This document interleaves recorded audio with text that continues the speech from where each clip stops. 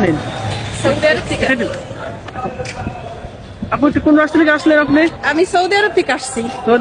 Saudi আরবের বর্তমান অবস্থা কেমন? খুবই ভালো। কি কাজে গেছিলেন? আমি হসপিটাল ক্লিনার। হসপিটাল ক্লিনারের বেতন কত আছে বর্তমানে?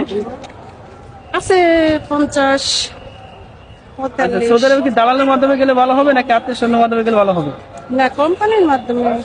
দালাল ভালো না, ফ্রি ভিসা ভালো নাকি কোম্পানি ভিসা ভালো? কোম্পানি বিষয় ভালো। Free visa. সৌদি আরবের সবথেকে কোন কাজের চাহিদা বেশি?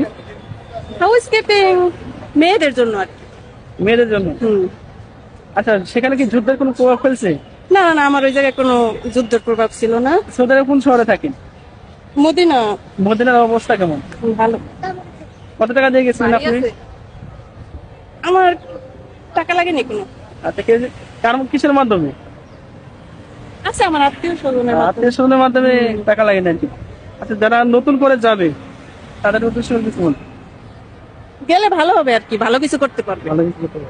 ঠিক আছে, ধন্যবাদ।